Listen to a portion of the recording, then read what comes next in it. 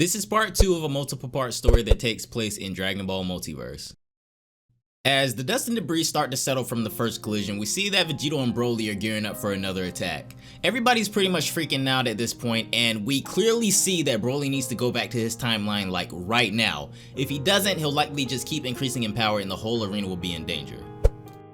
The two clash in another beam struggle. This time, however, the clash of energy is so powerful that the energy starts to pierce through the protective shield that was keeping all of the spectators out of danger. Even though only 1% of the damage was able to slip through the barrier, the catastrophic damage it dealt to the arena and spectators was devastating. The crowd has been silenced, and even Cell seems to be at a complete loss for words here. Most of our Z fighters seem to have been able to tank the blast without even so much as a scratch, but it's unclear whether or not Vegito and Broly survived. Bra is completely fired up from the sight of the power that her dad has been hiding from everyone this whole time. Broly and Vegito have both been lodged inside planetoids thousands of miles apart from each other from the blast. Finally seeming to be taking damage, rushes back towards the arena. And back on the planet's surface, Trunks and 16 both sense Broly's energy as it rushes back towards them, and once again his power seems to exceed Vegito's. As far as Vegito though, he isn't budging. Majin Buu seems more than pleased with how this battle is going now that Vegito is totally exhausted and Broly has surpassed his power level yet again, so what could he possibly do anymore? Buu intends to end the fight himself and then crush Vegito once he gets back on his feet, but what does he mean by that?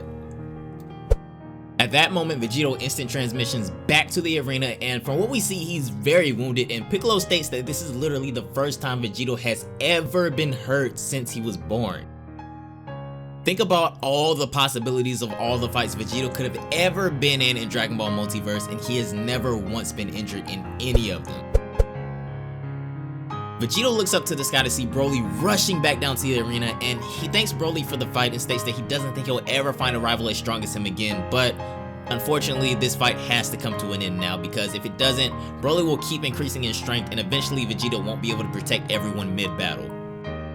Piccolo senses that Broly's power level has surged yet again, getting higher than they ever thought possible. Then the regrets start to rise as Goku wishes that they would have helped Vegito while there was still time, before Broly had gotten out of their league. Vegito gets into a familiar attack stance and states that he had never had to show this power before. Until now, Super Saiyan 2 was thought to be his limit, and until now he had never been pushed like this. This looks like the Final Flash technique, but there's no way that could work on Broly, right? And at that moment, we see the first glimpse of a Potara-fused Super Saiyan 3. At that moment, Vegito ascends to a level of power unheard of and achieves the Super Saiyan 3 transformation. Just to put this level of power into perspective, the entire gravity field of the arena shifted and the spectators start to levitate towards the center of the arena, which happens to be Vegito. Vegito has gained so much power at this point in time that his molecular mass has increased to the point where it's equal of that of the moon. Vegito unleashes a brand new attack that we've never seen before in the final Dragon Flash, which seems to be a combination of the Final Flash and Dragon Fist. From the center of the beam bursts a dragon that completely engulfs Broly and seems to obliterate him, uttering Kakarot into oblivion. Everyone cheers and it seems that it's been a full 30 seconds that Broly is out of the Z Fighter's eyesight, so the unanimous victor is Vegito. However, in the mass chaos of celebration and healing the wounded, we see Super Buu silently praising Vegito for unknowingly going along with his plan the whole time and decides to head off to a secret location for the time being. Namek offers to heal Vegito, but he states that normal Namekian healing isn't really strong enough for him anymore, but fortunately they do have sensu beans. We see Majin Buu in space now, and it's pretty evident what he's looking for. The teleportation technique he obtained from Kibito proved itself useful to him when slipping away from everyone without being noticed, but Vegito is now on high alert as he realizes that Buu is gone. Vegito locates Buu's key and instructs that Piccolo and the others follow him immediately. It seems as if it might be too late though, as Buu has managed to locate Broly's body pinned inside the massive sphere of energy that sent him light years away in outer space. Vegito cuts Buu off just in time using his instant transmission and assumes that Buu aims to attack Broly and finish him off in hopes to gain some type of leverage in the tournament. But at this point, we know better than this. At this point, we know of Majin Buu's hunger to become one with any power that's greater than his, and with that being said, Vegito threatens to destroy Majin Buu for a second time, but It's evident that he's much weaker at the moment from his fight with Broly, and Majin Buu knows this. It could all be a bluff though, because I'm sure even in his current weakened state, Vegito is still more than enough to handle Buu.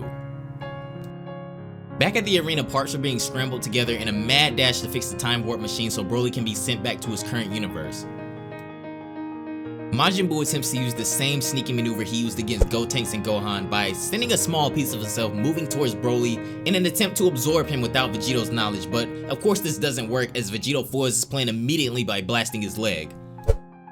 Buu is desperate now, but at the same time keeping his cool as he creates hundreds of sentient parts of him and challenges Vegito to try to destroy all of them while at the same time preventing Buu from absorbing Broly. Now, normally for a healthy Vegito this would be no challenge at all, but keep in mind guys that in Multiverse, this Super Buu is much stronger than the one we're familiar with in the original timeline. In his current weakened state, is transformation even an option? Well, one thing's for sure, he cannot let Broly be absorbed at any cost. Because if Majin Buu gets the infinitely increasing power of Broly, there's absolutely nothing they can do, ever. Except.